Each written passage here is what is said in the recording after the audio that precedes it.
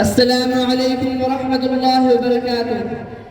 الحمد لله رب العالمين والعاقبة للمتقين وعلى رسوله نبي الرحمة وعلى آله وصحبه ومن سار على هديه إلى يوم الدين. أما بعد، قال الله تعالى في القرآن المجيد والفرقان الحميد: أعوذ بالله من الشيطان الرجيم، بسم الله الرحمن الرحيم.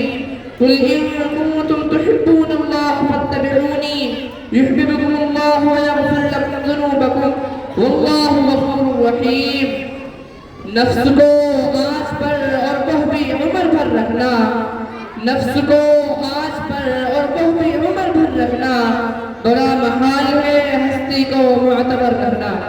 صدر محترم، حاضرین جلسہ، محبت انسان کی فطرت ہے.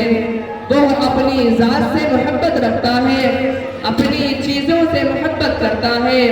محبت کبھی دینی رشتوں کی بنیاد پر ہوتی ہے، کبھی خونی و خاندانی رشتوں کی بنیاد پر، کبھی احسانات کی وجہ سے، کبھی مفادات کے تحت، کبھی عقیدت کے سبب. ظاہر ہے کہ جو ہمارا روحانی باپ ہو، جس سے ہمیں زندگی کا سلیقہ ملے، جس سے روح کو بالغی ملے، دل و دماغ کی نشو و نما ہو، ذہن کے دریچے کھلے، عقل و فکر میں گہرائی اور گہرائی پیدا ہو، سوچ کو ایک رخ اور سمت ملے، نگاہوں کو اعتبار حاصل ہو، اس سے عقیدت و محبت ہونی ہی چاہیے. اس کے امان و شفقت و رحمت کے لیے بلہائے الفت و محبت پیش کرنا ہی چاہیے. فرزندان ملت اسلامیہ، ہمیں اپنے والدین، اساتذہ اور بزرگوں سے محبت کیوں ہوتی ہے؟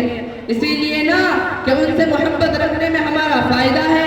وہ ہمارے محسن ہیں، ہم ان کے احسانات سے دبے ہوئے ہیں. محسن کی احسان شناسی اور اس سے عقیدت و محبت انسان کی فطرت کا تقاضا ہے.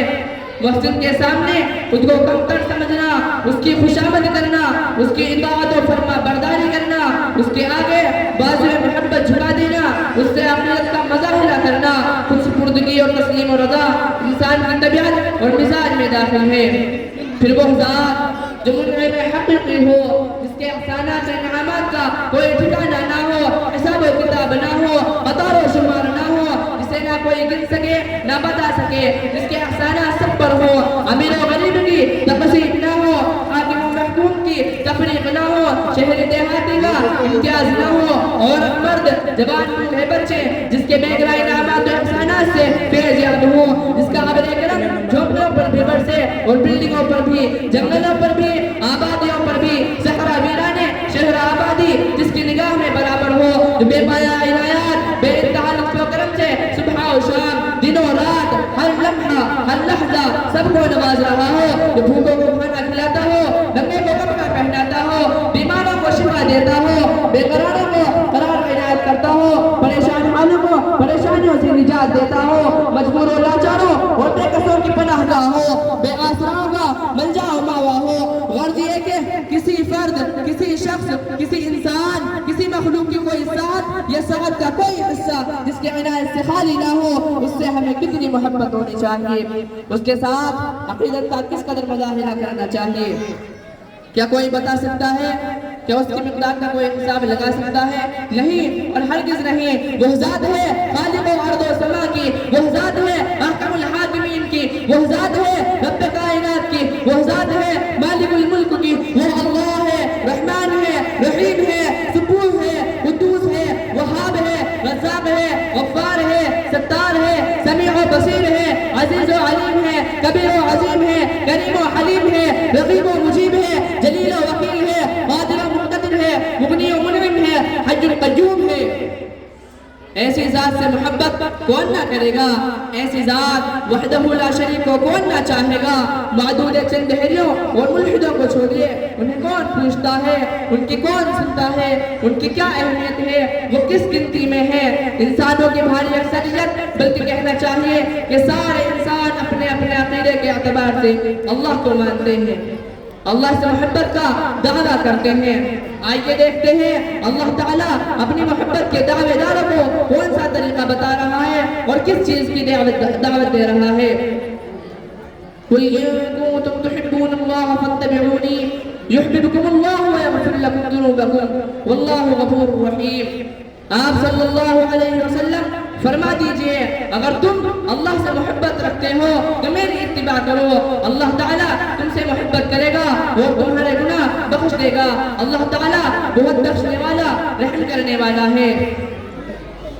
اعلان کر دیا گیا محبت الہی کے دعوے داروں اپنے طریقے چھوڑ دو، محمد عربی صلی اللہ علیہ وسلم کے طریقے پر آ جاؤ، اپنے پروگرام بند کرو، رسول کے پروگراموں کو اپنا لو، اپنی سوچ چھوڑ دو، سرکار مدینہ کی سوچ لے لو، اپنے خیالات نکال دو، سردار دو جہاں کے خیالات سنبھالو. اتباع کا یہی مطلب ہے، تابعداری اور کہنا ماننا اسی کو کہتے ہیں. اللہ کی محبت کا حق تبھی ادا ہوگا جب حضور صلی اللہ علیہ وسلم کی اطاعت ہوگی. دنیا میں زندگی گزارنے والے انسانوں تم کوئی بھی ہو، محمد عربی کی اتباع کرو. مسلم ہو تو محمد عربی کی اتباع کرو، قائد ہو تو محمد عربی کی اتباع کرو، سپاہ سالار ہو تو محمد عربی کی اتباع کرو، قاضی و جج ہو تو محمد عربی کی اتباع کرو، عابد ہو تو محمد عربی کی اتباع کرو، مجاہد ہو تو محمد عربی کی اتباع کرو. باپ نانا شوہر بھائی بیٹا بھتیجا خاندانی رشتوں میں تم کسی بھی حیثیت کے حامل ہو تو محمد عربی کی اتباع کرو. شکست کھائی ہو تو محمد عربی کی اتباع کرو، چرواہے ہو تو محمد عربی صلی اللہ علیہ وسلم کی اتباع کرو. دعا کیجئے کہ اللہ تبارک و تعالی ہم تمام انسانوں کے دل میں رسول اللہ صلی اللہ علیہ وسلم کی محبت پیدا فرما. آمین. میں ان چند باتوں پر اپنی تقریر کو ختم کرنا چاہتا ہوں. وآخر دعوانا ان الحمد للہ رب العالمین. السلام علیکم ورحمۃ اللہ وبرکاتہ.